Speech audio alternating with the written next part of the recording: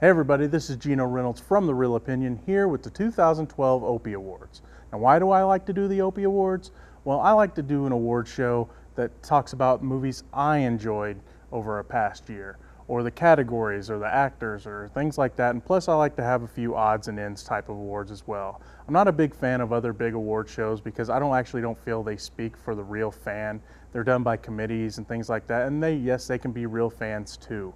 But the people that buy the tickets and the people that go see the movies, I like to feel their opinion matters. And since I'm still one of those guys, I'm not part of some committee, I'm a fan, and I'm going to give my opinion on what I felt the best movies and categories are for the year 2012. And I'd like to start on a personal note. I'm giving a personal award for the most important movie of the year. And in my opinion, the most important movie of the year was Bully. The reason I felt Bully was the most important movie of the year was because as a young man myself, I was bullied. And a movie like this is something I feel that should be seen in every school and every household. I even bought a couple of copies for my boys whenever they get old. You know, you can believe what you want to believe, and I've talked about this on my blog. You can believe what you want to believe, but you know what? Don't hate on people just because they're different than you, just because you know they don't live the way you do or act the way you do. You don't need to pick on them. You don't need to shove them around. You don't need to call them names.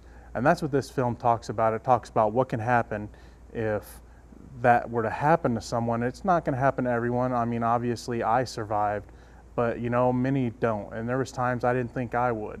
So like I said, this movie was the most important film of the year. May not have been the best made film.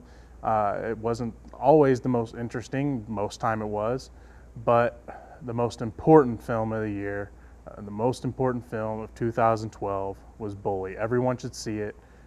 Every school, every parent should show it to their kids. Just watch it. It's well worth it. The next award I'd like to give out would be the Lifetime Achievement Award. Now granted, this guy is probably far from done, but I feel that he's been passed up way too many times by way too many award shows for excellent work, and that man is Ian McKellen.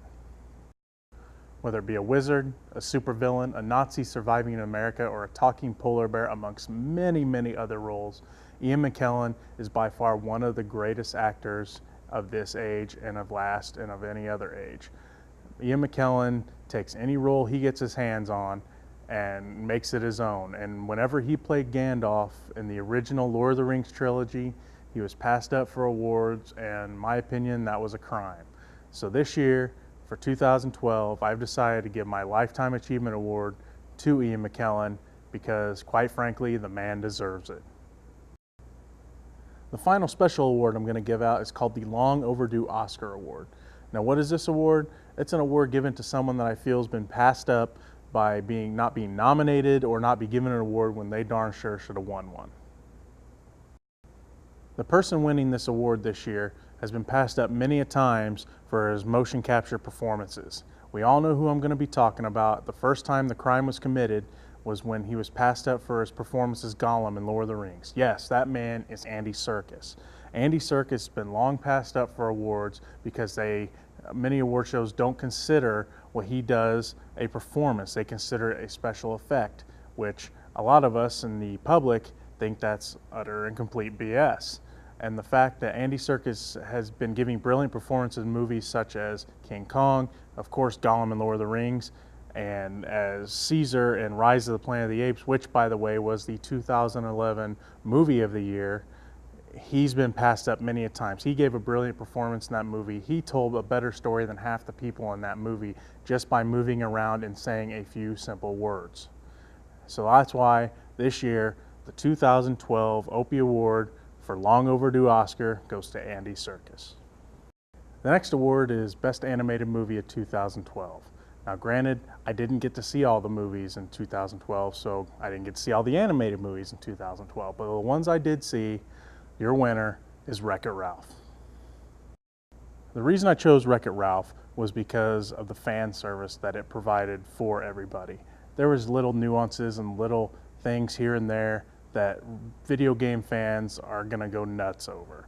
The fact that they had the Konami code and little things to point to old games, new games. You know, I would have liked to seen more involvement from the real characters, but other than that, the movie was still great. It had a fun story, it had a lot of fan service, and there's plenty of potential for a sequel.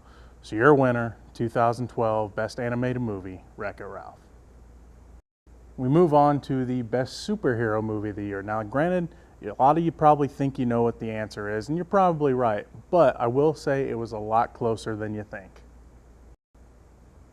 Now, deep down, I wanted to choose the movie Dread, but I had to go with the Avengers. Why did I have to go with the Avengers? Because nothing of this scale has been pulled off before.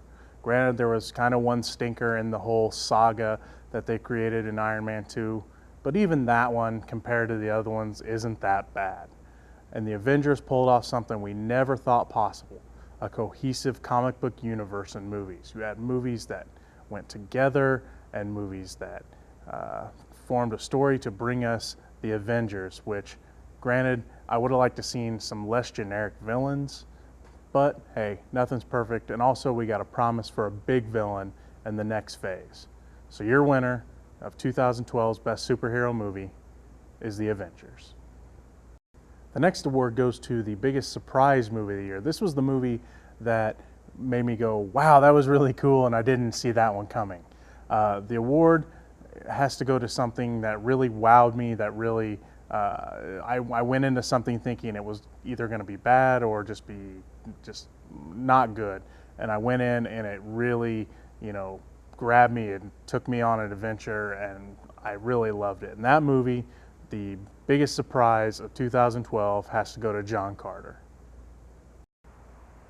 John Carter was the movie I felt that's actually going to start what's probably going to be the next big trend in movies, which is going to be the return of sci-fi.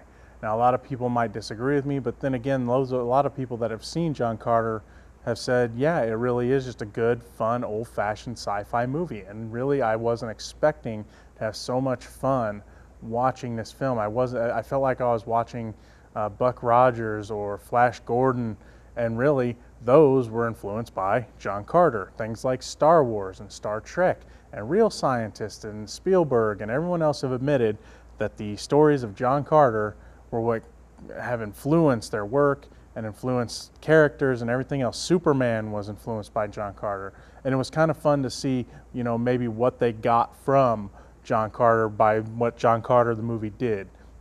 I had a lot of fun with this movie. There's a lot of great characters. It's colorful.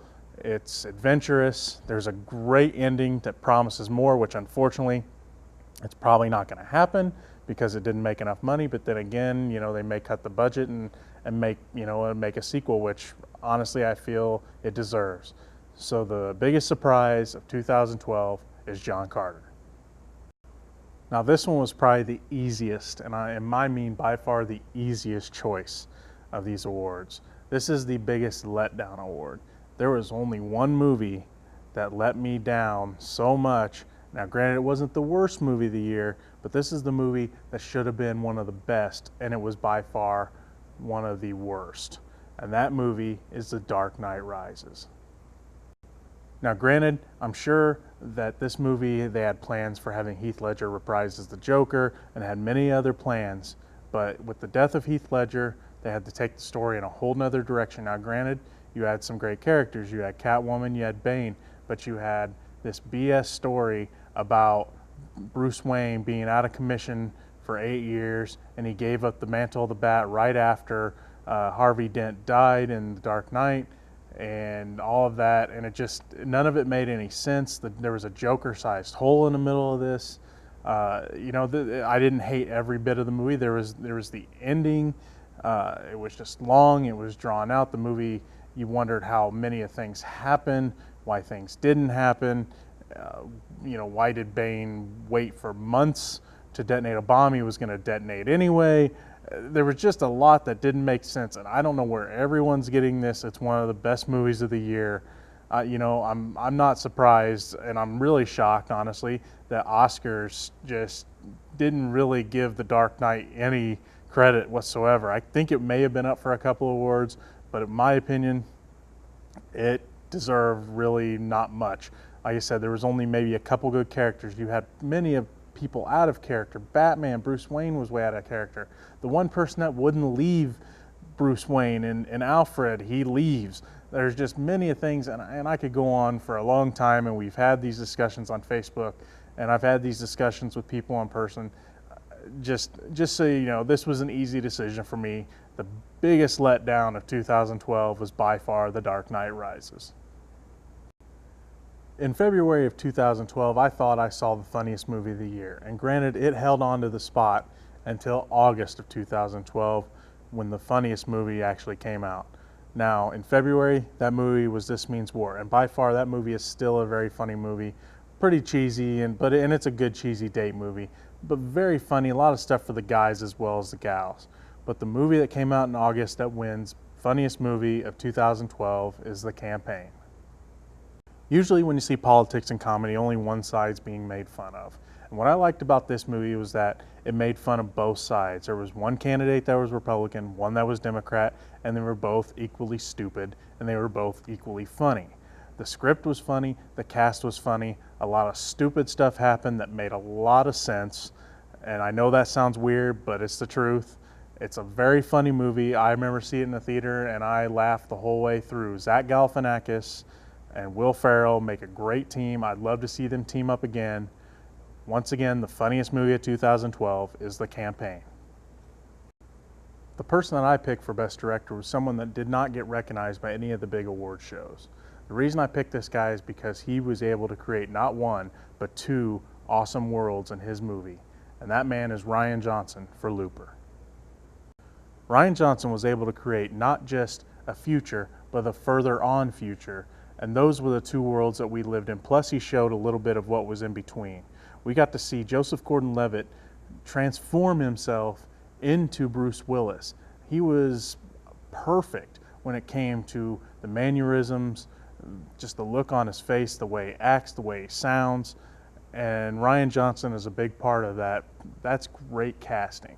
And the fact that these worlds were just something spectacular was just something to behold, and I love the vision. It was almost like a neo-noir type feel, and I just love the way that this world felt, and I love the way that Rian Johnson portrayed it, and I can't wait to see what he comes up with next. So the 2012 winner for Best Director is Rian Johnson.